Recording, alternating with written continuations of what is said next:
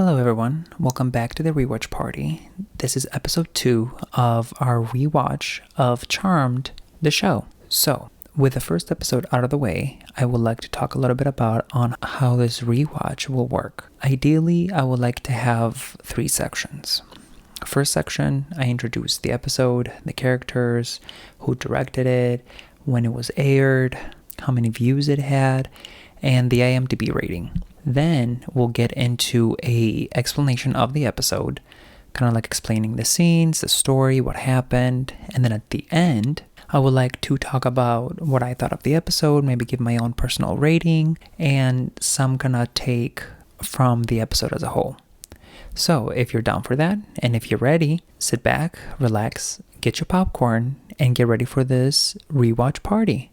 Roll the clip. This episode is called I've Got You Under My Skin. It was directed by John T. Kretschmer, which is the same director as the first episode. It was written by Brad Cran and Javier Grillo, and then Michael Perricone, ? It was aired on October 13th of 1998. It has an IMDb rating of 7.3 out of 10, which is a little lower than the first episode. And then it has 7.4 million viewers. Now, I don't know if that means views in total or the day that was aired or what. But through my research, I found that it had 7.4 million viewers. Our characters for today, we have Prue, Piper, Phoebe, Andy, Daryl, Stefan, Rex, Hannah, and then our demon for the day, which is Javna. So with all that information out of the way, let's get right into the story. Today's episode starts at Quake, which looks very, very different than the Quake that we saw on the first episode. Chef Moore apparently has hired Piper, which is a good thing, but then right after quit to open his own restaurant. So hire Piper to be a chef, and then now we see her being basically a manager running the restaurant. Piper's working, Phoebe's at the restaurant, talking, relaxing, having a good old time. And then we see a girl, her name is Brittany, go up to the counter to pay her bill. As she's paying the bill and doing, having small talk, Phoebe points out that she really likes Brittany's hand tattoo. She has a hand tattoo of an angel. And Phoebe tells Brittany that she thought that was illegal here in America. And Brittany tells her that, I didn't get it here. I got it in, she said, Haiti, I want to say. So Brittany pays. She leaves. And then, as Piper and Phoebe are talking, Phoebe has a premonition that a guy from across the restaurant will come up to her and offer her a drink. She obviously tells Piper that, and Piper is not very happy that she has been using her powers when they agreed to not use their powers because they don't know how to use them, right?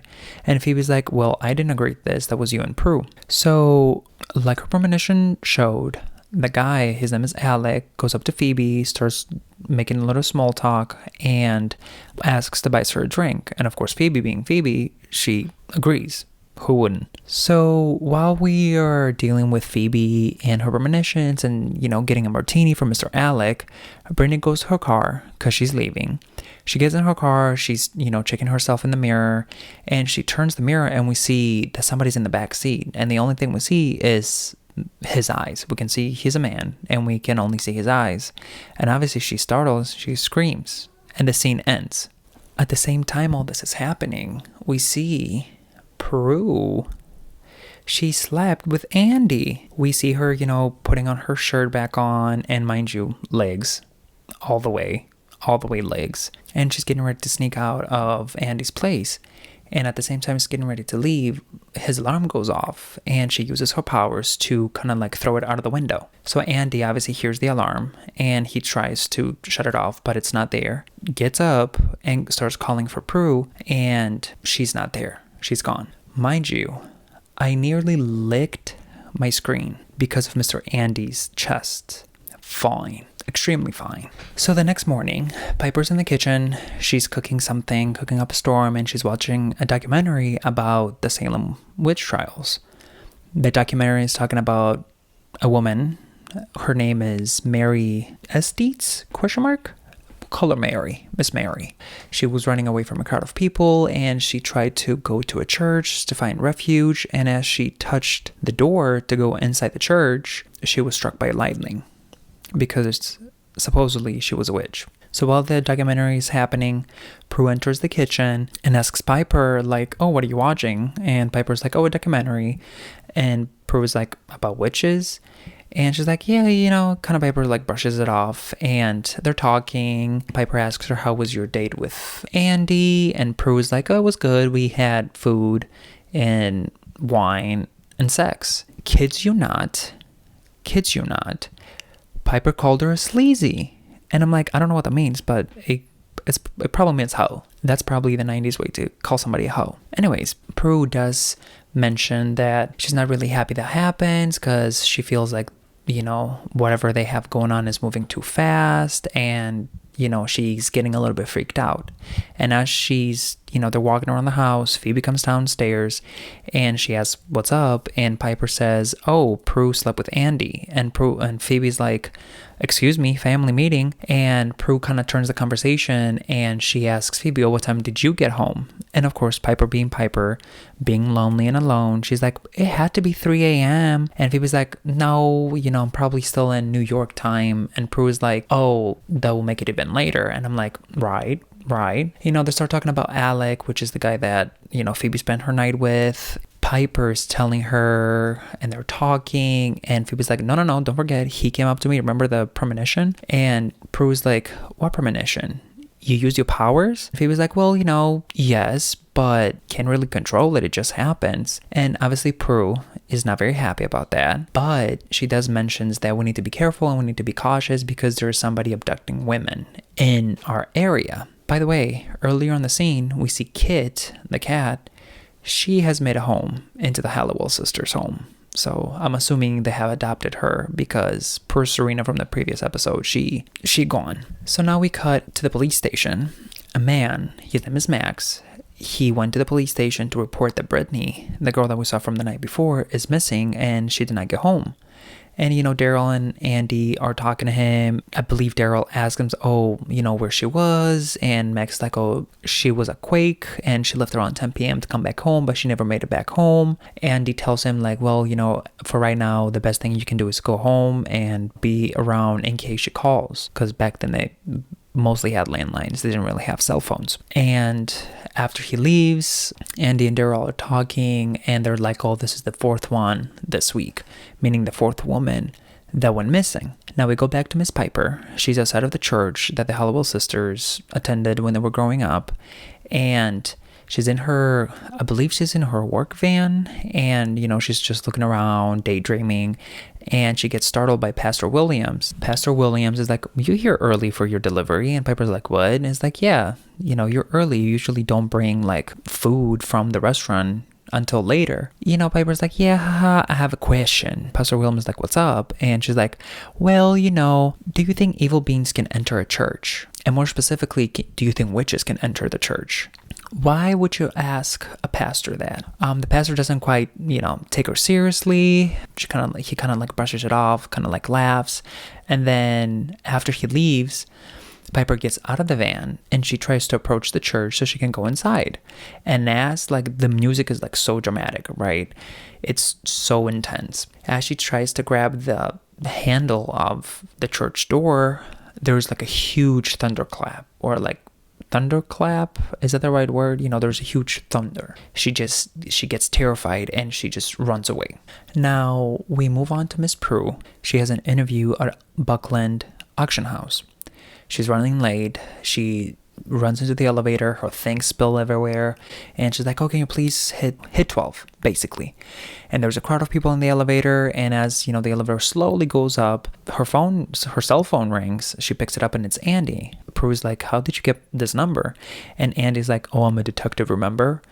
And I'm like, interesting. Basically, on the phone, Andy's trying to apologize about the night before. And baby, the whole elevator can hear her conversation. And I'm like, babes, don't be taking calls like that out in the open. That man is apologizing for doing stuff to you last night. Everybody's kind of looking around, and Prue's like, oh, let's not talk about this right now. And it's like, I just want to ask why you sneaked out. Prue's like, I didn't sneak out. I wrote you a note. I just didn't leave it. But besides the point, back in the day, cell phones in the elevator did not have signal for whatever reason. It just didn't work. So the call drops Everybody's just like looking at Prue, and I'm like, yeah, girl, everybody heard that you got cracked last night and you regret it. She's late. She's running late. She uses her powers to kind of like move the elevator all the way to the 12th floor. She gets mad when Phoebe used her powers, but then we've seen her already use her power twice. Crazy. Hypocritical. So she used her powers. She goes to the 12th floor. And there's a guy in there, stands right next to her, and he's like, oh, that's pretty lucky. And she's like, yeah, I'm charmed, all right. And I'm like, okay, breaking the fourth wall. I like that. So back at Quake, Phoebe, we see her help, I'm assuming helping Piper, run tables or, clean tables or serve but, we see her running a bill to somebody. She gives them the tab and she's like, oh my God, aren't you Stefan, the photographer? He's like, oh, you know me? I'm like, well, of course I know you. I know your work. I'm a fan and whatnot. They start having a conversation, and we see there's another woman sitting across from Stefan, and she looks pissed. Basically, Stefan, is kind of like flirting a little bit with Phoebe. Phoebe's like, I don't think your girlfriend will like this, and Stefan is like, that's not my girlfriend. The girl that's sitting with Stefan gets up and leaves, and Stefan writes on a napkin an address, gives it to Phoebe, and basically tells her, oh, come to this address so I can take some pictures. Like, have you ever thought of modeling? Like, let's have a shoot. And Phoebe's ecstatic. She's so excited. Now we're back up with Prue at the auction house. She's walking with a lady. They're talking. Basically, they're saying how Prue is surprised that she got a call for this job, even though she didn't really apply for it. The lady that is walking her to the boss's office is like, yeah, like Roger, if you remember for the first episode, Roger, her ex, basically dogged you. Like, he just trashed your name. It was crazy. Prue's like, well, yeah, he's big mad that I left him. The lady's like, are you ready? Prue's like, yep. The lady opens the door, and as they walk in, we say that the guy that was next to her in the elevator going up is, I guess, the owner of the auction house, and his name is Rex.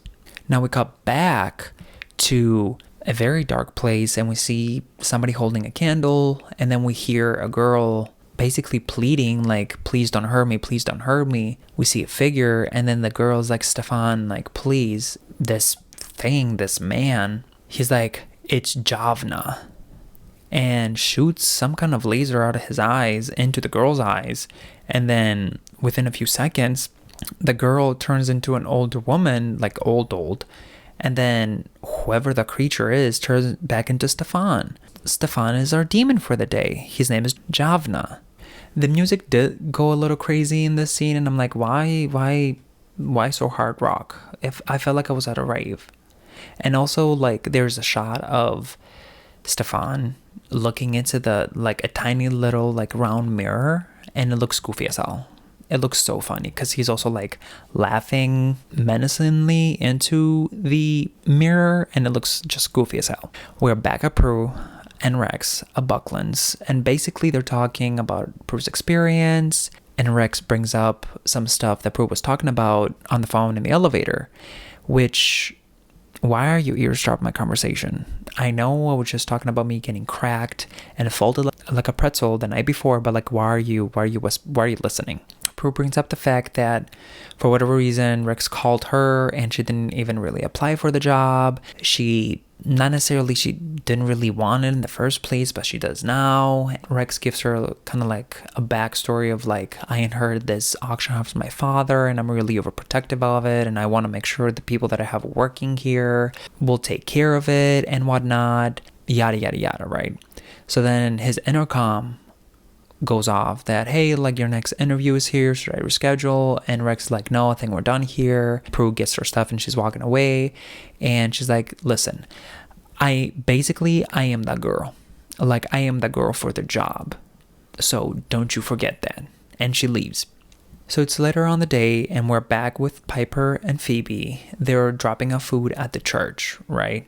Baby, they're having the loudest conversation you can ever imagine outside of a church. Talking about witches, sex, talking about anything you can imagine. Why are you having a loud ass conversation in front of other people in front of a church like that? They were talking, I'm telling you, about having sex on the first date and stuff, talking about Prue having sex on the first date. Piper asks Phoebe, did you have sex on the first date?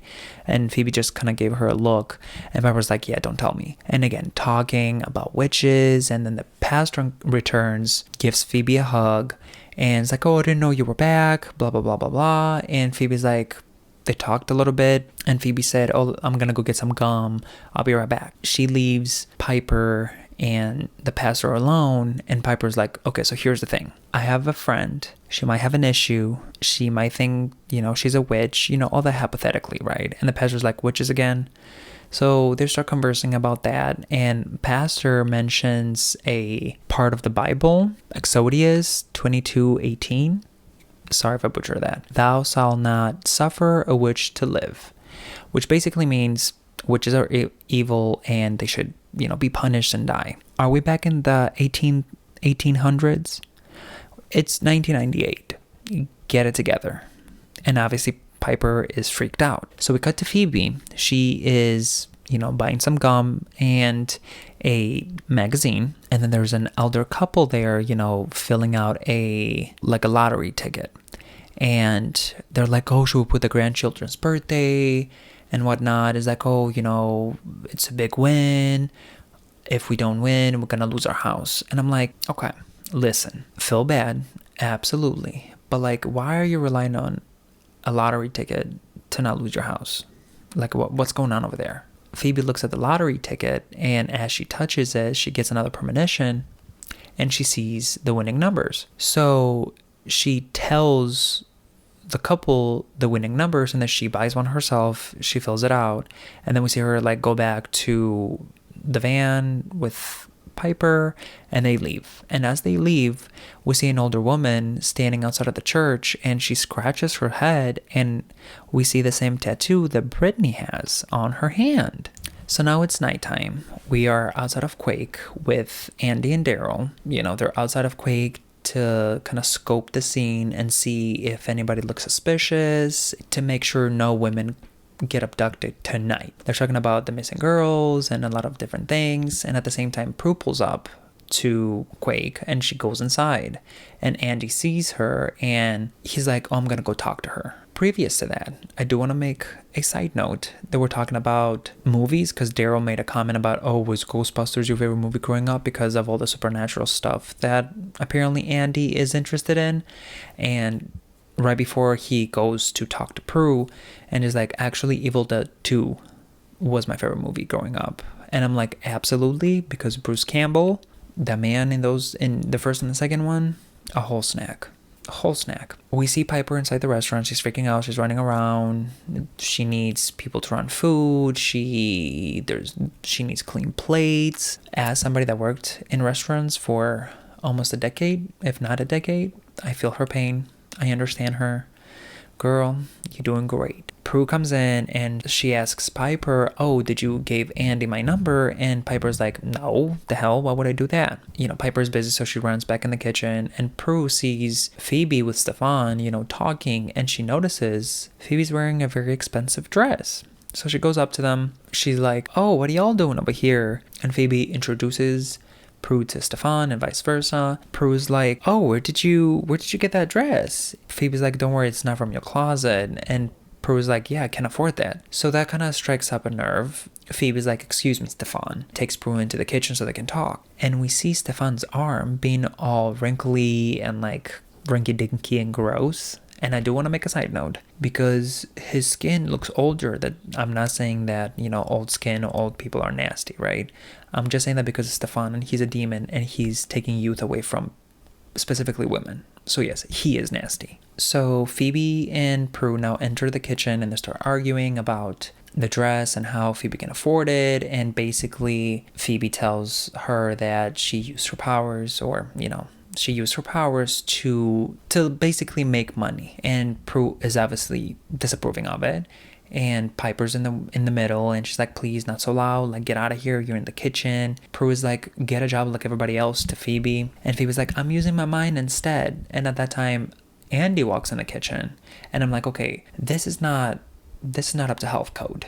This is against many, many rules. As he's walking in, he bumps into a man that's holding a lot of plates, and he drops the plates. I think his name is Hector. He drops the plates, and at the same time, Piper, without really realizing it, she freezes the room. But at the same time, she realizes that Prue and Phoebe are not frozen. And she's like, you guys aren't frozen? Phoebe's like, oh, maybe it doesn't work on witches. Prue goes to see what's going on outside, and she notices that the dining room, the main area, is not frozen. It's just the kitchen. And obviously Piper freaks out. Prue is looking outside. She sees that Andy's partner is walking into the restaurant and is looking for Andy, and the hostess is directing him to the kitchen. So now Daryl is on his way to the kitchen. Mind you, everybody in the kitchen is frozen. No one's moving, no one's saying anything, everybody's like stopped. So Piper's freaking out. Phoebe's asking her how long it lasts, and Piper's like, not long. And Prue goes outside to stall him, but he couldn't give no fucks. He pushes her out of the way, and they walk into the kitchen. At that point, the kitchen unfreezes, the plates go everywhere, and Andy's like, what are you doing here? I thought I had like 5 minutes. And Daryl's like, oh, I'll give you 10. Obviously they were frozen. They leave, and Prue's like, I'll call you later, basically. And as they leave, Piper whispers to Phoebe, I hate being a witch.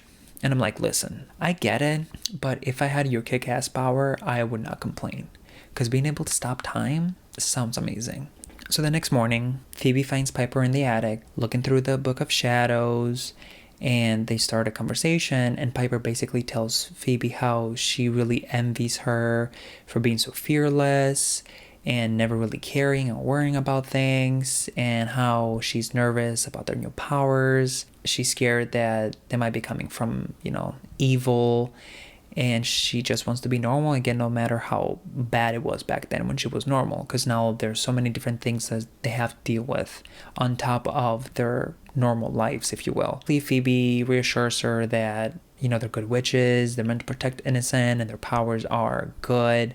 And Piper fears that they're like, the warlocks that Jeremy said they will be coming to get them. Piper, Phoebe, and Prue, they're like evil like the warlocks. Phoebe basically reminds her how sweet and helpful she's always has been and always is to other people, and that there's no way she was given this gift to use for evil. She was, given this gift to make sure that people are protected by it. So after that conversation, Phoebe gets up and tells Piper that she gets to go because she is going to get her pictures taken. And I'm like, right. So a little bit later, we cut into Prue and Andy having lunch, and they're talking about, what happened. And Andy basically tells her that he is not sorry about what happened between the two of them. But Prue tells him that she regrets sleeping with him, not because she didn't enjoy it, but because she feels like things are moving a little too fast and that they were apart for 7 years. Andy asks her why she felt like that, and Prue explains how her life has gotten, I guess, more complicated now, not telling him obviously that she's a witch, but it's more complicated now and it's more difficult, and they should go a little slower. Andy tells her that they can start fresh, that we're giving a second chance into this relationship, but ultimately he agrees to kind of go slower and not rush into things because he doesn't want to ruin it. Their conversation is interrupted by, I think, Andy getting paged and Prue getting a phone call from Rex that he wants her for a second interview. So they kind of like part ways. So we're back with Piper. She's back at church. She is very determined to go into the church, right? She leaves her van. She walks across the street. Again, the music is kind of intense. She's taking it slow. Her hand is shaking. She grabs the handle of the door, drags the door open, jumps in, and she's good. Everything is fine. So she's happy. She exits the church and is like, I'm good. And as she's walking down the stairs, she sees a woman. For some reason, she goes up to her and grabs her hand, and she sees the tattoo, and she's like, Brittany? And Brittany's like, wait, you know me? Is that my name? I'm like, why are you going up to strangers and pick up their hands? Because there's no way you saw it from where you were. You literally went up to her, unprovoked, like raised her hand and look into the back of her hand to see the tattoo. Back at Buckland's, Rex is kind of testing Prue's knowledge and skill. So he points out a piece that his assistant, Hannah, is restoring, he's asking her about it, and she's like, oh yeah, this is the Madonna of the Meadow, whatever that is. And she says the creator, I guess, of the painting, but she recognizes it as a fake.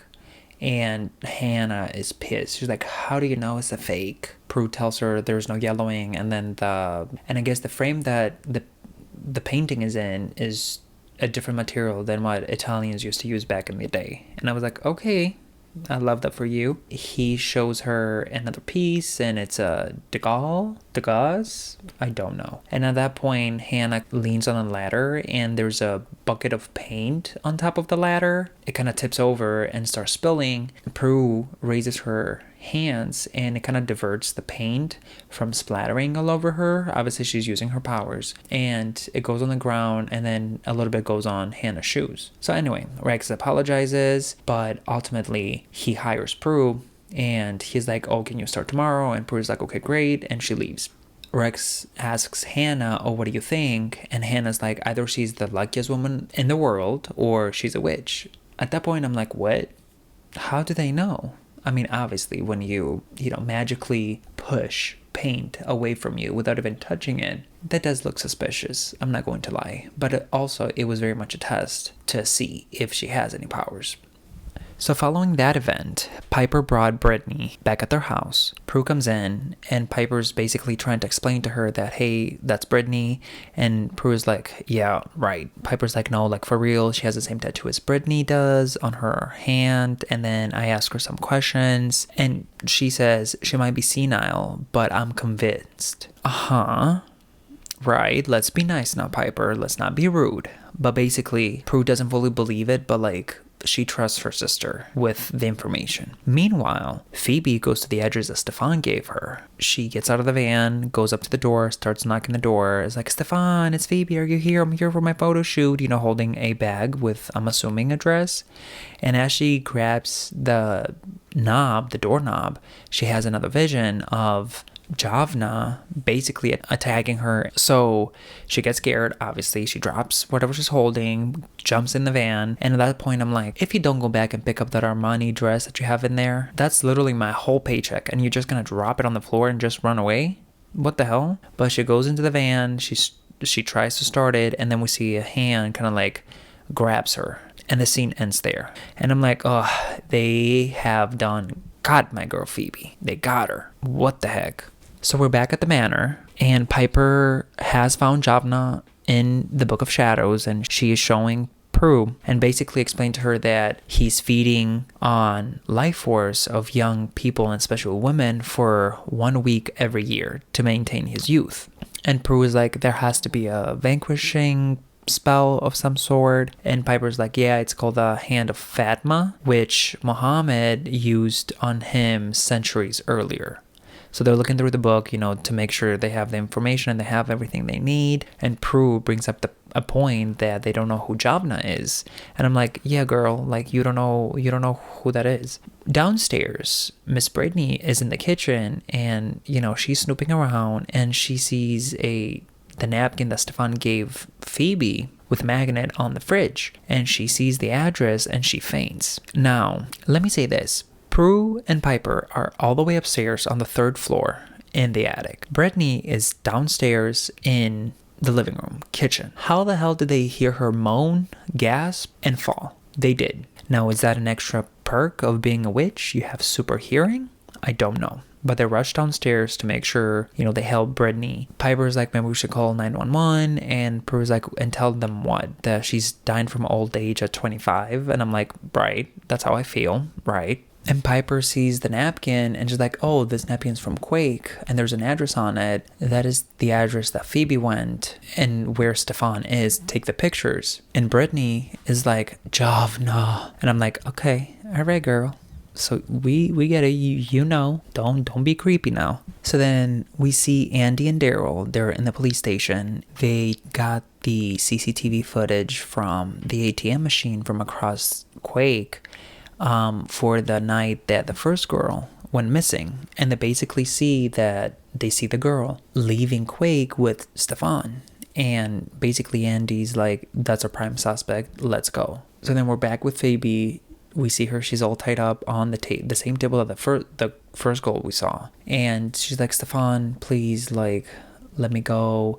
And Stefan's like, it's Javna. And, you know, she starts blasting her to steal her youth. But at the same time, Piper and Prue pull up in Prue's car. Piper thinks they need to call the police, and Prue points out that they're the only ones that can help, right? Because what is the police going to do? This is a magical thing.